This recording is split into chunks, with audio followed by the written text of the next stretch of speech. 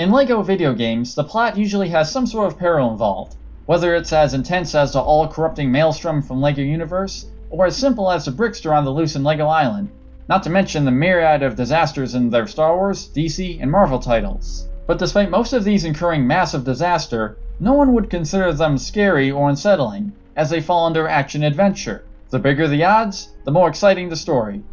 No, sometimes a scenario can become unnerving because it's smaller, making it more relatable. But LEGO doesn't delve into general horror. However, as with fairy tales, things can get out of hand quite quickly, and under a different light become quite unsettling. Let's now set the stage by considering one of the most essential of all life experiences: sleeping. Lots of tales utilize it for malicious means, but not LEGO, surely. Enter LEGO Dreamz, with one Z, not free. That's something else entirely. LEGO Dreamz is a flash game from the early 2000s, in which the player moves around LEGO bricks to guide sleepwalking minifigures to their beds, while keeping them from falling off the map. With ethereal backdrops and the sound of steady footsteps coupled with subtle snoozing, what dangers could be lurking in the shadows? Monsters? Nope. Traps? While some platforms do fall after being walked over, other than that there are just conveyor belts and teleporters. Admittedly, if you keep looking at the gameplay you won't find a thing, but wouldn't you know it, there's a prologue, and that's where things take a dark turn.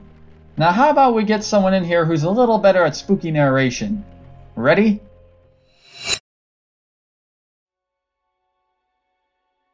The jealous king of Twilight Land hangs upon the hour hand, watches as the minutes creep.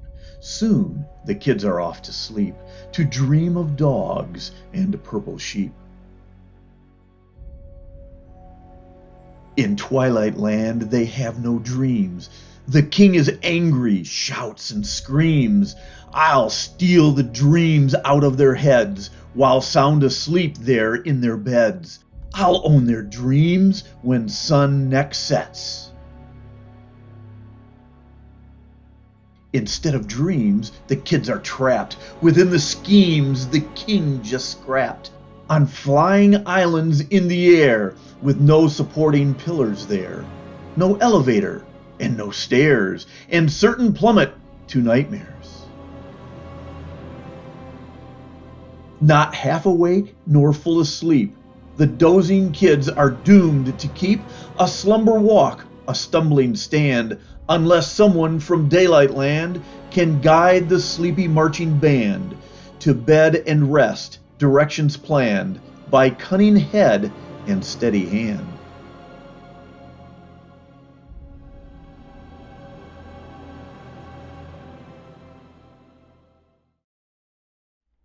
So in case you don't already have a chill up your spine, let me break it down for you. We have what appears to be a cosmic being who feels he is missing out on something someone else has, and seizing matters into his own hands to get what he wants, pretty much kidnaps a bunch of children in the process. Do you see why this is so unsettling? First, he's in a complete rage, as if shouts and screams didn't make that point clear. And he's not just punishing bad kids or something like that, he's indiscriminately taking from innocent, defenseless kids. And what's worse, this may not be some one-night deal, since someone from Daylight Land must save the kids, implying that it takes till daybreak before it's noticed that all these kids are in nothing less than a coma. Plus, there's a very real danger that if care isn't taken from a cunning head and steady hand, the kids will fall into nightmares, and who knows if they'll not be lost forever. This whole idea of going to sleep and being trapped in a fugue state, with no way of waking up in and of yourself, is something quite disturbing. But this is a LEGO game, so I must be overthinking it. Of course there's nothing to worry about when you fall asleep tonight, right?